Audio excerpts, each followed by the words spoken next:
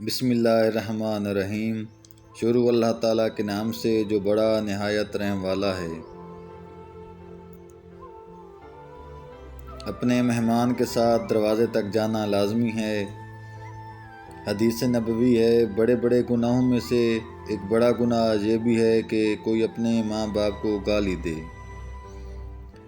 حیا سے صرف بھلائی ہی حاصل ہوتی ہے۔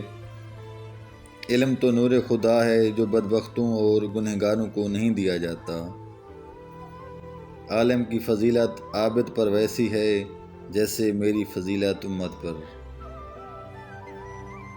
جو شخص تلاش علم میں نکلا وہ اپنی واپسی تک گویا اللہ کے راہ پہ چلتا رہا۔ غریبوں کے ساتھ دوستی رکھ اور امیروں سے عذر۔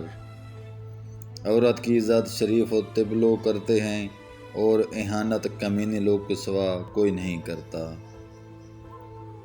برے دوستوں سے بچو کیونکہ وہ تمہارا تعارف بن جاتے ہیں۔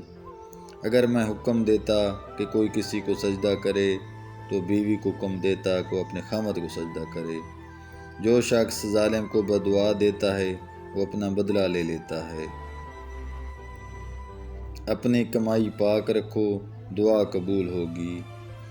تم اپنے مال کے ذریعے لوگوں کو خوش نہیں کر سکتے، لہٰذا خندہ پیشانی اور حسن خلق کے ذریعے سے انہیں خوش رکھیں۔ صرف دانش مند اور بے وقوف مرد ہی کبھی نہیں بدلتے۔ محبت دلوں پر وہ کام کرتی ہے جو صابن جسم پر اور آنسو روح پر کرتے ہیں۔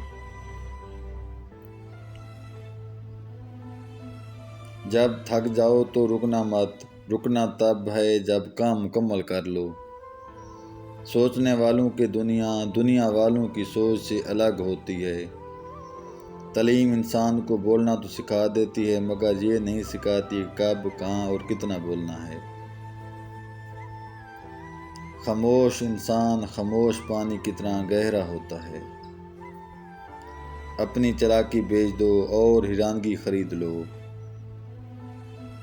ہجوم کے ساتھ غلط راہ پر چلنے سے بہتر ہے کہ ہدایت کے راستے اکیلے راہ پر چل پڑو۔ صبر کا دامن ہاتھ سے نہ چھوڑو، ہر کام آسان ہونے سے پہلے مشکل ہوتا ہے۔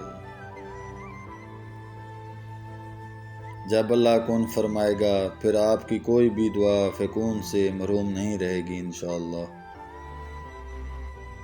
مسجد یا تو شیعہ ہوتی ہے یا سنی، دیوبندی یا بریلوی، میں نے آج تک مسلمان مسجد نہیں دیکھی۔ جون ایلیا۔